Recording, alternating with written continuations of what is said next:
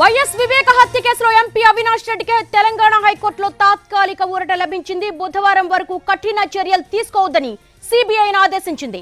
31న తుది తీర్పు ప్రకటించనుంది. ఈ కేసుకు సంబంధించి మూడు వర్గాలు కూడా చాలా సీరియస్ గా సుదీర్ఘమైనటువంటి ఆర్గ్యుమెంట్స్ వినిపించారు. కీలక సాక్షుల వివరాలు సీల్ కవర్ లో కోర్టుకు సమర్పిస్తామంటూ కూడా సిబిఐ కోర్టుకు తెలిపింది. అయితే ఈ రోజు వెకేషన్ బెంచ్ న్యాయమూర్తి చాలా కీలకమైన పాయింట్స్ లేవనెత్తారు. ముఖ్యంగా అవినాష్ రెడ్డి వాట్సాప్ కాల్ చేశారు హత్య జరిగిన సమయంలో అంటూ సిబిఐ ఆరోపించింది. దీనికి సంబంధించి మీ దగ్గర ఉన్నటువంటి ఎవిడెన్సెస్ ఏమైనా ఉన్నాయా, దానికి సంబంధించి టెక్నికల్ ఎవిడెన్సెస్ కావచ్చు, అలాగే అవినాష్ రెడ్డి ఫోన్ ను ఎందుకు స్వాధీనం చేసుకోలేదంటూ కూడా ప్రశ్నించింది. ఈ విషయానికి సంబంధించి సిబిఐ తమ దగ్గర ఎవిడెన్సెస్ ఉన్నాయి, అవన్నీ కూడా సీల్డ్ కవర్ లో ఉన్నాయి, అవసరమైనప్పుడు వాటిని సబ్మిట్ చేస్తాం, ప్రస్తుత పరిస్థితుల్లో మేము దాన్ని రివీల్ చేయలేమని చెప్పారు. అయితే వాంగ్మూలాలకు సంబంధించి అవినాష్ రెడ్డి వెర్షన్ కూడా వినాలి కదా, అవి తాత్కాలిక న్యాయ సూత్రాలకు సంబంధించి కూడా విరుద్ధం కదా అని చెప్పేసి కూడా హైకోర్టు న్యాయమూర్తి వ్యాఖ్యానించారు. వివేకానంద రెడ్డి హత్య కేసులో అవినాష్ రెడ్డి దాఖలు చేసిన ముందస్తు బెయిల్ పిటిషన్ పై తెలంగాణ హైకోర్టులో 2 రోజుల పాటు సుదీర్ఘ విచారణ కొనసాగింది.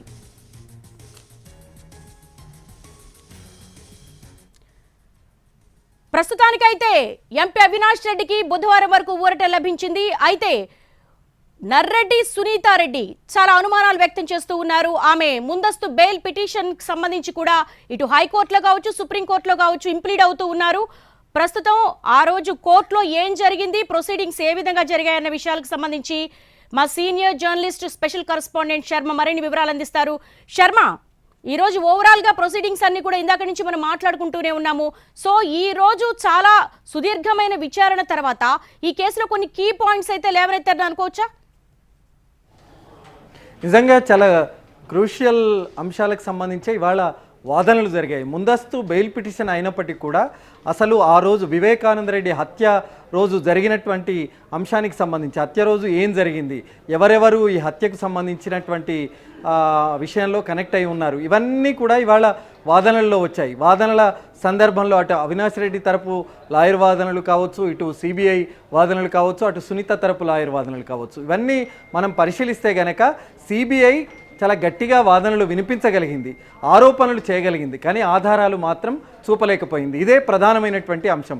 ఒకటి, ఆ రోజు అవినాష్ రెడ్డి హత్య జరగడానికి ముందు వాట్సాప్ కాల్లో ఆన్లైన్లో ఉన్నారని, వాట్సాప్ కాల్లో యాక్టివ్గా ఉన్నారనేటువంటి అంశానికి సంబంధించి చెప్పింది. అసలు వాట్సాప్ కాల్ యాక్టివ్గా ఉంటే ఎవరితో అతడు మాట్లాడి ఉంటాడు, మాట్లాడినటువంటి వ్యక్తి వివేకానంద రెడ్డి హత్య కేసుకు సంబంధించినటువంటి వ్యక్తితో సంబంధాలు ఉన్నాయా అనేటువంటి కోణం, మరి ఆ కోణానికి సంబంధించి సిబిఐ ఏ రకమైనటువంటి ఆధారాలను చూపలేదు, కేవలం యాక్టివ్గా అతని ఫోన్ ఉంది అనేటువంటిదే చెప్పింది. కానీ మరి సిబిఐ విచారణ మొదలుపెట్టిన తర్వాత, సిబిఐ స్వాధీనం చేసుకున్న తర్వాత సిట్ నుంచి కేసుకు సంబంధించి మరి 2 ఏళ్ల ముందే, ఇప్పటి నుంచి 2 ఏళ్లకు అంటే ముందే అవినాష్ రెడ్డి పాత్ర ఇందులో ఉందని సిబిఐ అనుమానించింది. అలాగే ఈ పెద్ద కుట్ర కేసు అనేటువంటి అంశానికి సంబంధించి సిబిఐ భావించింది. కానీ మరి ఎందుకు అవినాష్ రెడ్డిని విచారించలేదు, ఎందుకు అతని ఫోన్ సీజ్ చేయలేదు, ఫోన్ సీజ్ చేసి ఎవరెవరితో అతను మాట్లాడాడు అన్న అంశాలను మరి వాళ్ళు విచారించలేదు, టెక్నికల్ ఎవిడెన్స్ ఎందుకు కలెక్ట్ చేయలేదు, ఇవే చాలా ప్రధానమైనటువంటి అంశం.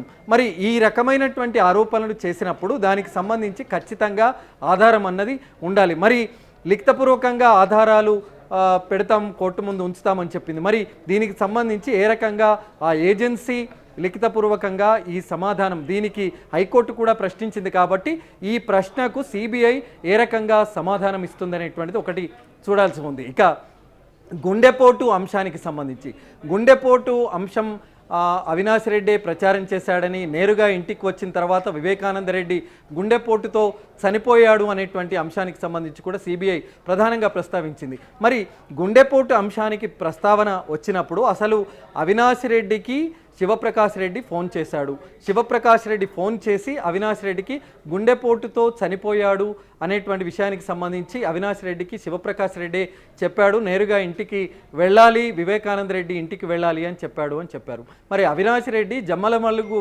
వెళ్ళేటువంటి క్రమంలో మార్గమధ్య నుంచే వివేకానంద రెడ్డి ఇంటికి వచ్చాడు. కానీ మరి అక్కడ వినయతుల్లా ఇంటి పని మనుషులు, స్టెనో వినయతుల్లా కానీ, లక్ష్మి అని పని మనిషి కానీ, వివేకానంద రెడ్డి ఇంట్లో ఉండేవాళ్ళు కానీ, వాళ్ళు ఇచ్చినటువంటి స్టేట్మెంట్ ప్రకారం మరి ఆ అంశం ఏదైతే ఉందో దాన్ని పరిగణలోకి తీసుకోలేదు, ఆ అంశానికి సంబంధించి ఆధారాలు చెప్పలేదు. వివేకానంద రెడ్డి గుండెపోటు చనిపోయాడనేటువంటి విషయం అవినాష్ రెడ్డి చెప్పినట్టుగా వినేతులా కానీ అలాగే లక్ష్మి కానీ ఎక్కడ స్టేట్మెంట్ ఇవ్వలేదు. మరి దీనికి సంబంధించి ఆధారం ఏ రకంగా సిబిఐ ఆరోపించగలిగింది? గుండెపోటుతోనే వివేకానంద రెడ్డి చనిపోయాడు అని చెప్పినటువంటి అవినాష్ రెడ్డికి సంబంధించి ఏ రకంగా ఆధారాన్ని చూపగలిగింది, దాన్ని రేపు ఏ రకంగా కోర్టుకు సమర్పిస్తుందనేటువంటిది కూడా మనం చూడాల్సి ఉంది. చాలా కీలకమైనటువంటి అంశం. గుండెపోటుతోనే వివేకానంద రెడ్డి చనిపోయాడు అనేటువంటి విషయానికి సంబంధించి అవినాష్ రెడ్డి ప్రచారం చేశాడనేటువంటి క్రమానికి సంబంధించి కూడా మనం దీన్ని పరిశీలించాలి. ఒకవేళ ఈ వివేకానంద రెడ్డి ఇంటి లోపలికి వెళ్ళిన తర్వాత నేరుగా బయటికి వచ్చాడు. అవినాష్ రెడ్డి బయటికి వచ్చిన తర్వాత మొదట ఫోన్ కాల్ చేసింది జగన్మోహన్ రెడ్డికి. వైఎస్ జగన్మోహన్ రెడ్డికి ఫోన్ కాల్ చేసి అంటే ఆ జగన్మోహన్ రెడ్డి కాంటాక్ట్ కాకపోవడంతో ఓఎస్డీగా ఉన్న కృష్ణమోహన్ రెడ్డికి ఫోన్ చేసి కన్వే చేయాలని చెప్పాడు. ఆ విషయానికి సంబంధించి ఆ తర్వాత రెండవ phone call Shankaraiah, CI Shankaraiah, Pulivendula సిఐగా ఉన్నటువంటి శంకరయ్యకు ఫోన్ చేశాడు. చనిపోయాడు అనేటువంటి విషయానికి సంబంధించి చెప్పాడు. కానీ ఇక్కడ శంకరయ్య ఒక స్టేట్మెంట్ ఇచ్చాడు, వివేకానంద రెడ్డి గుండెపోటుతో చనిపోయాడు అని అవినాష్ రెడ్డి చెప్పాడని చెప్పాడు. కానీ మరి దీనికి సంబంధించినటువంటి ఆధారం అంటే స్టేట్మెంట్ కేవలం స్టేట్మెంట్ మాత్రమే ఉంది. కానీ మరి దీన్ని డినై చేస్తున్నాడు అవినాష్ రెడ్డి. నేను గుండెపోటుతో చనిపోయాడని శంకరయ్యకి చెప్పలేదని చెప్పాడు. ఒకవేళ అక్కడ సీన్ ఆఫ్ క్రైమ్ను డిస్టర్బ్ చేసి చేయాలని ఉంటే అవినాష్ రెడ్డికి ఎందుకు 3 సార్లు సిఐని ఫోన్ చేసి వెంటబడి అతన్ని ఇంటికి త్వరగా రావాలని అంటాడు?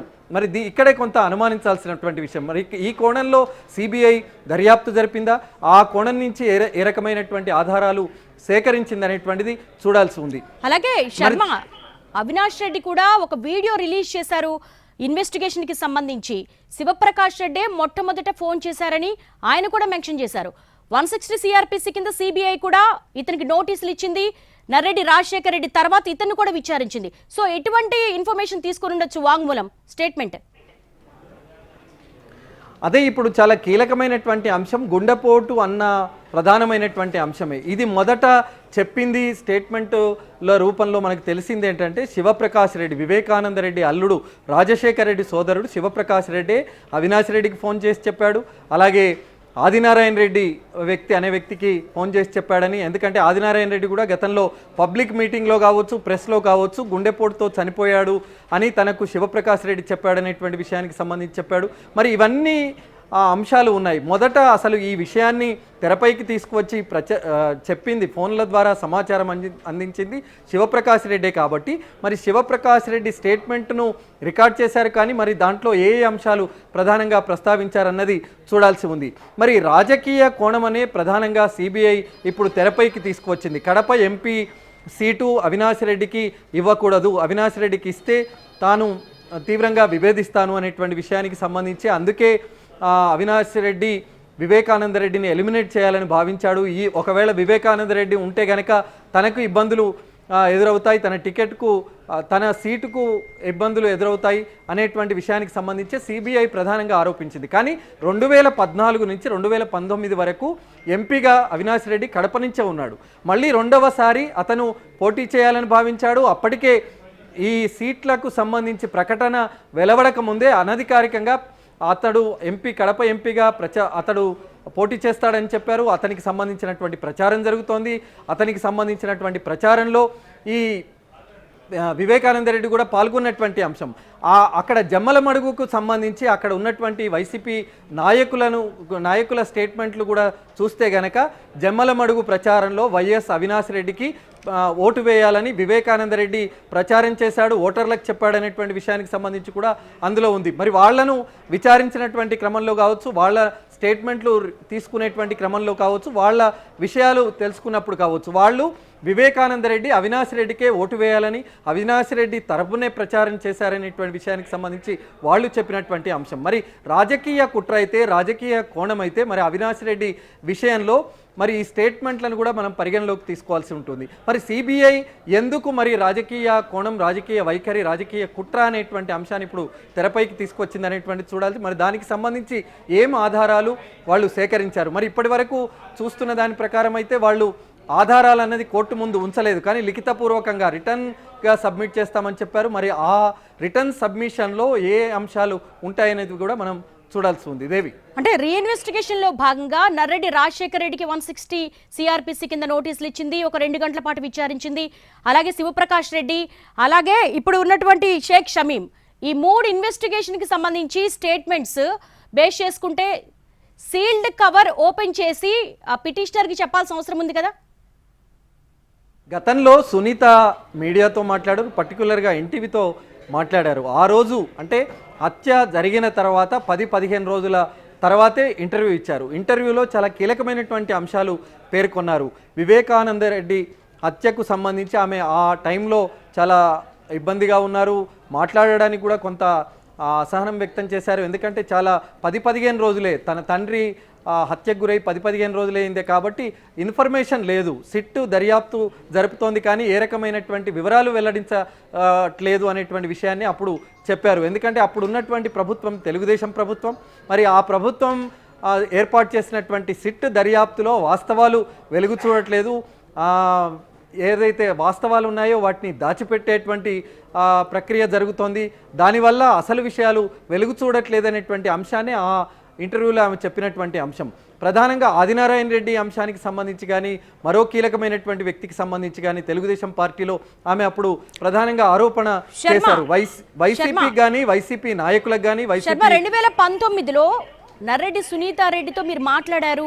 ఆమె అప్పుడు వైఎస్ వివేక హత్య సమయంలో ఆమెకున్న అనుమానాలను కూడా ఆమె మీతో షేర్ చేశారు. ఆ వీడియో మీ దగ్గర ఉందా? ప్లే చేయగలరా?